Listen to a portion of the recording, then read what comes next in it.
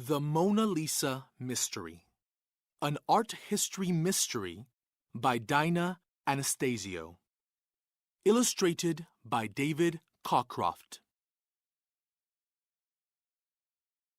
Between the years 1503 and 1506, the Italian artist Leonardo da Vinci worked on a painting that would become one of the most famous paintings in the world. It is called the Mona Lisa. Until recently, there were few certain facts known about the woman in the painting or about her life. Her real identity had remained unproven. Many people thought that she lived in the town of Florence, Italy, where Leonardo also lived. Others believed that he painted it by copying the parts of several different people. Some people even thought that the artist just imagined her in his mind. New evidence supports the long-held belief that she was a real person and her name was Lisa. The evidence also shows that both Lisa's family and her husband, a wealthy silk merchant in Florence, knew Leonardo's father. The small painting has been hanging in the Louvre Museum in Paris, France, for over 200 years. Every day, visitors come to stare at her mysterious smile and her eyes. They try to imagine what she was thinking about as she posed. Artists looked closely to see what special skills Leonardo used to make her hands look so natural. How did he create the shadowy background behind her? But in 1911, another mystery about the Mona Lisa was created.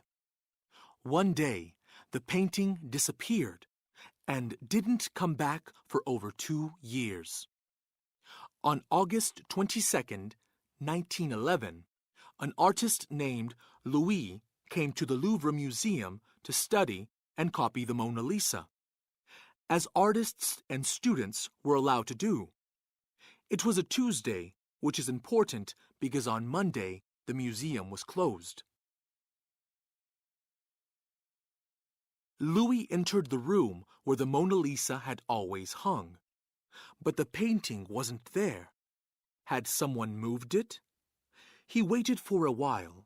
Then he asked a guard to please go and ask about it. When the guard came back, he had very bad news. The Mona Lisa was missing. The police were called. They searched every room. Soon, they had clue number 1. The Mona Lisa's wooden frame was found near the stairs. The police questioned every person who worked at the museum. They felt sure that the theft had occurred on Monday, when the museum was closed. They guessed that the thief had been a museum laborer, or had he just dressed as one, so no one would notice him. They thought that when the guard was away, the thief simply had taken the painting off the wall. He carried it to the stairs, then he took off the painting's heavy frame. The Mona Lisa is painted on a piece of wood, so it couldn't be rolled up.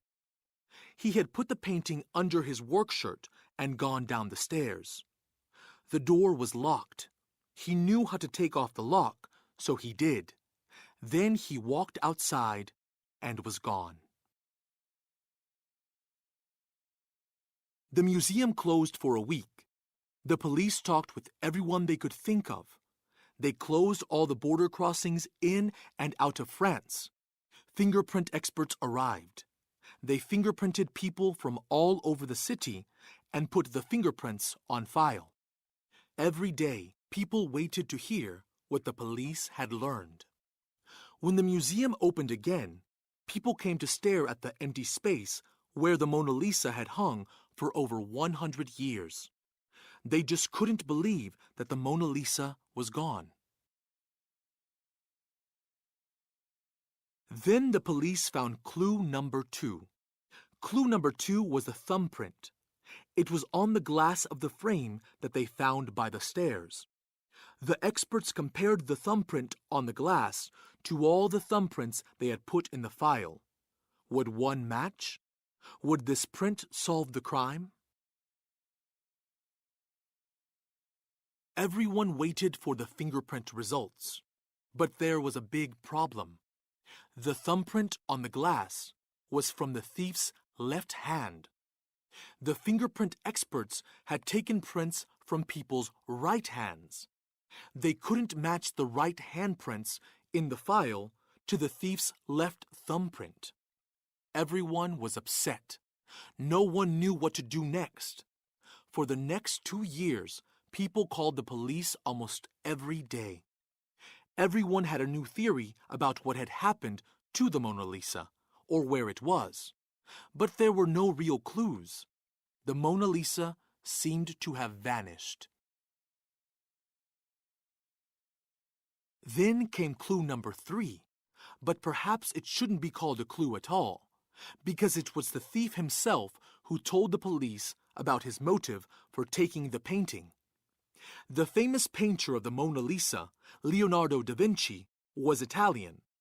Leonardo had painted the Mona Lisa in Italy, but the painting had been hanging in a museum in France for years. Can you guess the thief's motive? 2 years after the theft, on December 10th, 1913, a man named Vincenzo walked into an antiques store in Florence, Italy.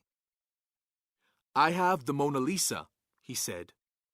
The owner of the antiques store called the director of a museum in Florence. They both went with Vincenzo to his hotel room. Vincenzo opened a trunk and removed a false bottom. There was Leonardo's Mona Lisa. Vincenzo admitted to stealing it. He had been a laborer at the museum. He saw the Mona Lisa every day. He was sad that it was in a museum in France.